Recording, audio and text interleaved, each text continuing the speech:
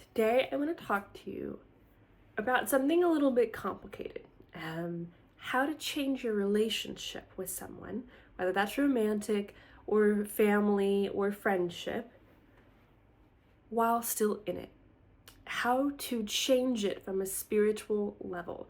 So, to get a deeper understanding of this, we are always relating to someone based on what we know about them.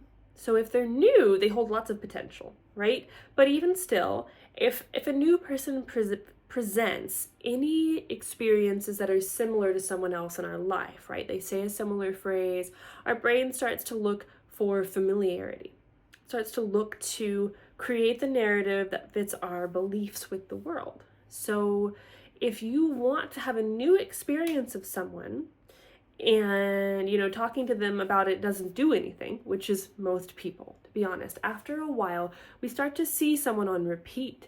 We don't realize, though, that we are having an experience with the version of them that exists through our lens. We can only experience someone in the way that we see them. And this may seem either obvious or maybe very confusing. But what we often forget is that people experience, so let's say you have this one friend, right?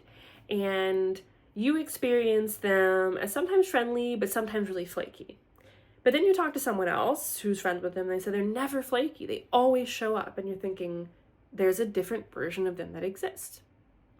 Now, some people, there's a consensus across the board. They're all pretty similar to that. And those are going to be people that might be harder to change this energy to, but don't forget, people can draw out different traits based on who they are.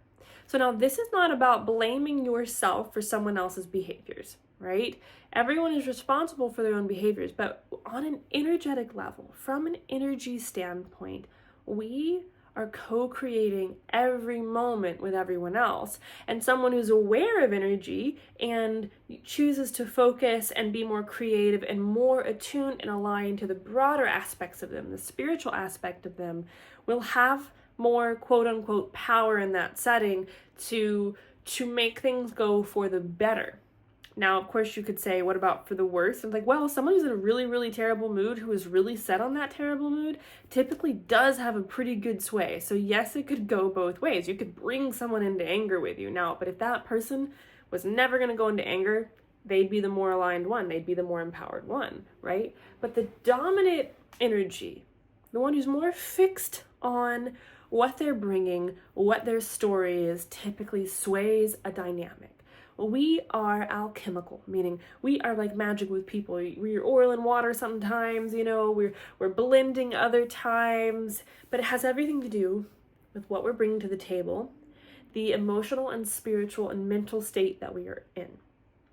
So, if you want to change a dynamic with somebody that you have a long-standing dynamic with, and you want for it to be different, and you don't want to have to get rid of that version of them, that person. So if it's a romantic relationship, you don't want to have to break up and find somebody new, even though, the last 5 new people actually have been really similar. It's like, why is that?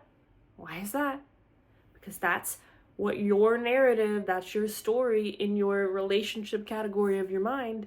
Sometimes we have 2 or 3 and we trade off. Like, okay, I got this type and I got this type, right? And I have these types of friends that kind of represent my childhood friends and my siblings. And then I get these type of partners that sort of represent my parents. And this is how I experience my parents, etc. How do we change it? One of the practices I like to do is to first imagine that. Imagine a different version. Now people say, well, that's just making it up. And it's like, that's a good starting point. How are you going to know what it is? How are you going to have any familiarity? How are you going to learn to respond to something that the stimulus is not presenting itself in the physical world? You've got to learn to respond to it in the spiritual, mental, and imaginal world. So let's say this is a romantic relationship. You could, let's say this person, they never ask you about you. They're never really committed to you. All right? So what you would do, very obviously, is you'd imagine talking to them and you would just see that. Now here's what's going to happen. You're going to say, well, that never really happened. And you're going to start to resist it a little more. So you're going to have to be really disciplined if you do this. Otherwise, it's better to move on and hope for somebody else. But that's usually, we see enough potential. If there's enough potential in a person, we're willing to do this. And I will say, this is more for you than for them. This is more for you than for them. This is you changing your patterns. This is you getting into creative power and potential to see if another opportunity exists in them. Not everyone will join you. And let me tell you this, if you can never imagine it on them, it's probably not that likely there. Either because you're too set, the beliefs are too strong, or you're getting basically the intuitive nudge that that's not in their agreement on their soul's level to be that for you or even in this lifetime. So what does that mean? That means sometimes things we're trying to create truly aren't in the higher path for us. There has to be some kind of higher agreement. Some people are meant to be a certain role and not others, and as hard as we try to create them into that specific version may not come. But as you're creating it, another version will, right? So if you're creating a really loving, dedicated partner who listens to you, and you can't imagine the one you have ever, and every time you do, you imagine it for a second, and it's really nice, but the moment that you open your eyes, it's gone, and all you see is how they never listened to you, and then that's the story that you run through your head all the time.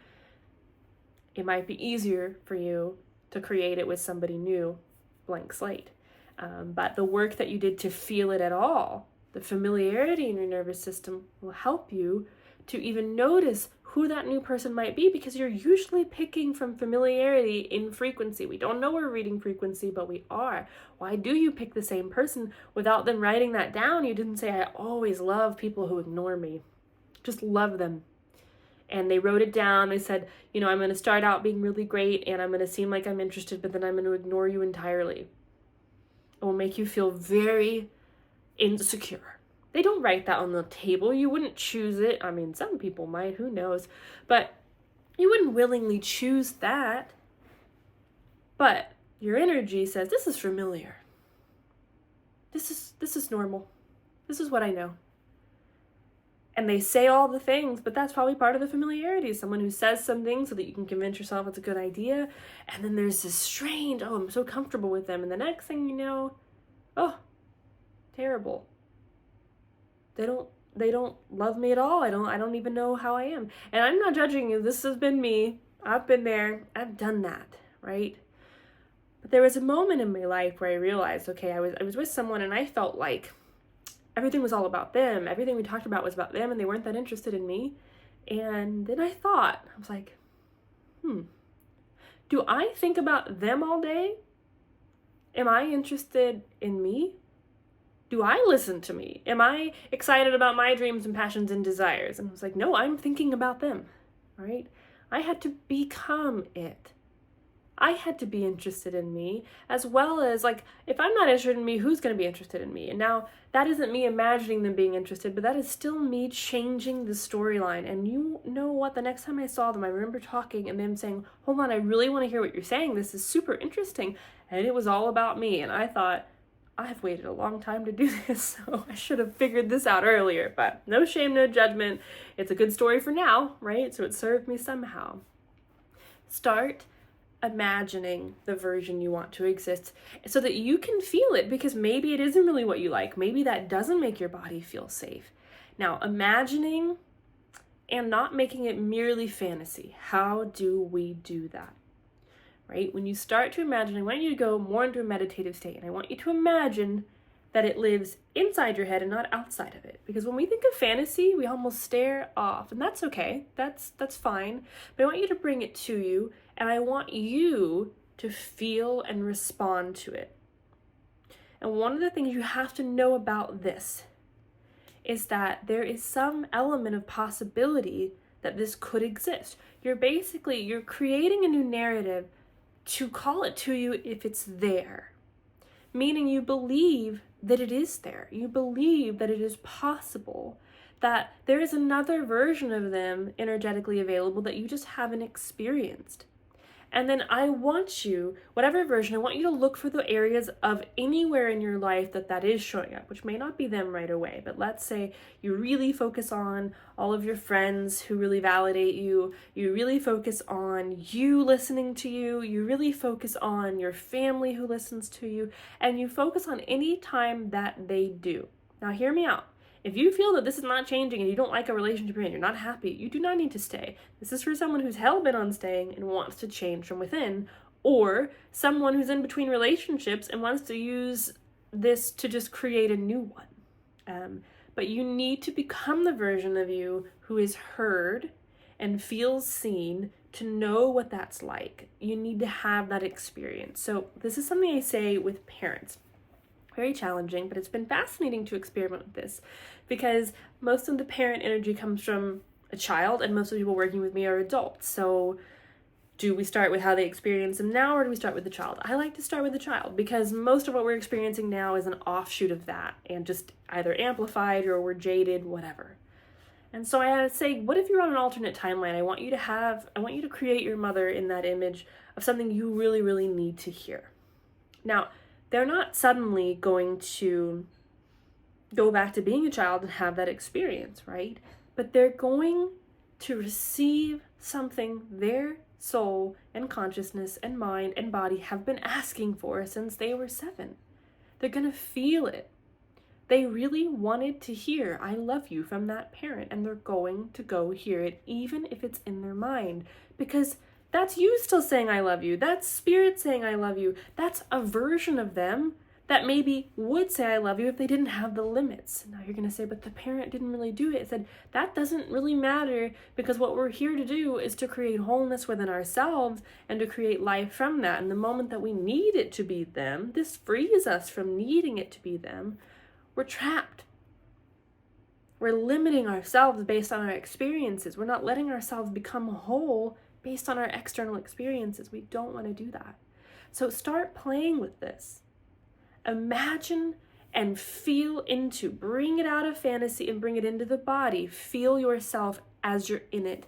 Become that. Don't need it to be exactly as you imagine it. This is play. This is creativity. This is exploring the concept that the version that you experience of a person is merely based on the agreements of what you both bring to the table, what you already know about each other, what you are calling out in each other, how you show up, what you're reflecting, the things that you say, all the patterns you've already developed. And there are infinite patterns that are available. Now, like I said, there are some soul agreements where, as you start doing this work and you get more ease and embodiment, they don't follow you and saying, okay, it's not in their soul's agreement to be that for me. I'm going to receive what it is they're giving me, the lessons, the teachings, whatever it is, and I'm going to delete their face, just give it kind of a neutral face and let it be someone else. You can only call this closer to you. It doesn't have to be that person, but you are welcome to start with the person that you'd most like it to be right now. So if it's a parent and they don't shift, but you might shift towards them. When you no longer have an unmet need, you're going to relax and you're going to be able to be in relationship with them in the ways that are available. And then you might find that other motherly or fatherly figures show up in your life, or you start to feel that you have this mother or father energy available to you. So try this out. Tell me how it goes.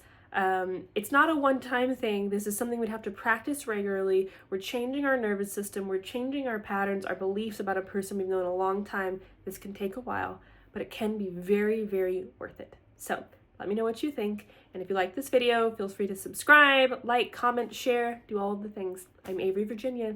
Until next time.